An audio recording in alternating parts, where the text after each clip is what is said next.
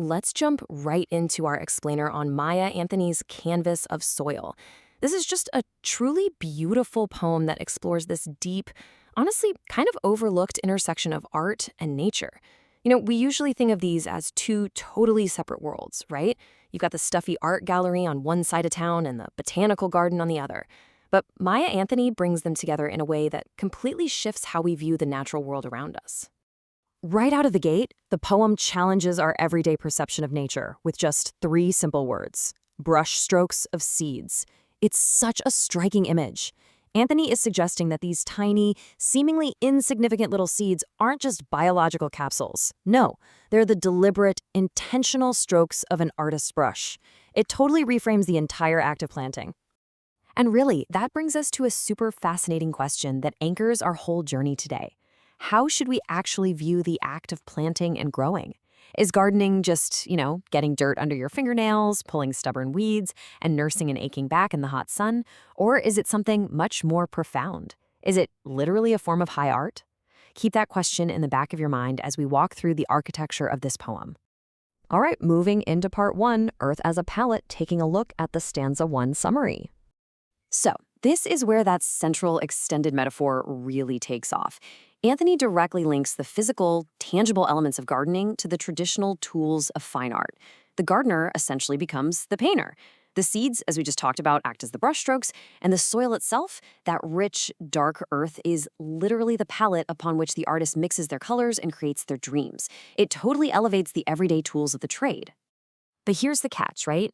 Unlike a painter who strikes a canvas and instantly sees a result, this kind of art requires an intense partnership with time. It is a true chronological journey. The seeds are sown, sure, but then comes the patient waiting. They just rest in the soil until the catalyst, spring, finally arrives, which eventually leads to that glorious payoff moment when the blossoms bloom. It's an art form that absolutely demands patience. Let's move on to part 2, Spring Transforms, and dive into the stanza 2 summary. In this stanza, the poet uses some incredibly vivid imagery to describe the arrival of spring. She paints a scene where these specific, vibrant colors, shades of green, red, and blue, sway gently in the morning sunlight. I mean, you can almost see the dew glistening on the petals. By calling out those specific shades, Anthony is making us see the garden exactly as a painter sees their canvas. They aren't just plants, they are deliberate, bright splashes of color. And this is an absolutely crucial point.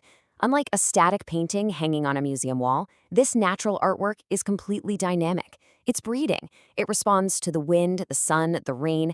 It's a constantly changing and renewing living painting. A masterpiece by Van Gogh or Monet is, for all intents and purposes, frozen in time. But the gardener's masterpiece is alive, offering you a slightly different view every single day. Which brings us to part 3, Art and Nature Harmony. Let's look at the stanza 3 summary. Here, Maya Anthony explicitly states that each plot a canvas wide. Think about that for a second. Every ordinary, everyday garden plot, whether we're talking about a massive estate or just a tiny patch of dirt in a backyard, is actually a vast canvas where art and life perfectly intertwine.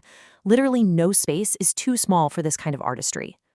Now, obviously, this transformation doesn't just happen by magic. Actually, it's more like a precise recipe of human inputs. You need care, effort, and imagination.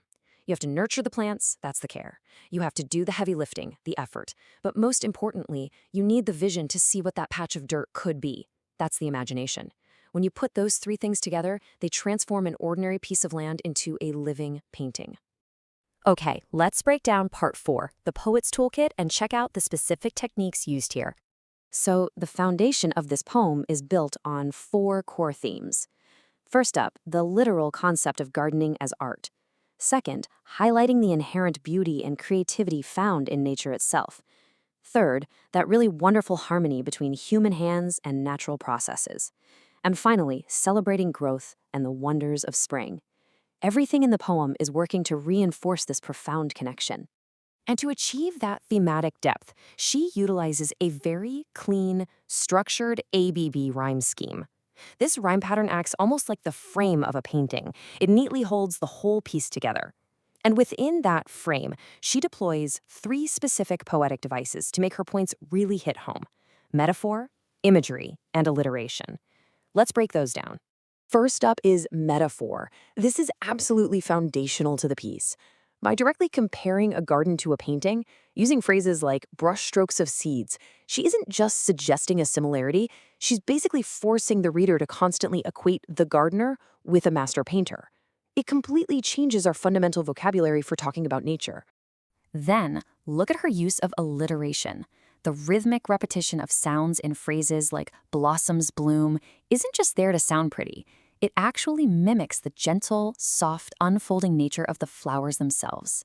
It gives the poem this underlying musicality that perfectly matches the serene feeling of just standing quietly in a sunlit garden. Finally, we reach part 5, the final message, and how we go about appreciating gardens. So, what's the big takeaway here? Canvas of Soil ultimately teaches us to recognize the gardener as a true artist. Yes, nature itself is already a masterpiece, but through our care, our effort, and our creativity, well, humans aren't just bystanders. We joyfully nurture life to actively contribute to and enhance nature's inherent beauty. We actually get to hold the brush. I want to leave you with a thought to chew on. The next time you step out into the world, the next time you walk past a neighborhood garden, or honestly, even just look at a potted plant sitting on your windowsill, will you just see plants? Or, guided by Maya Anthony's vision, will you see a living painting?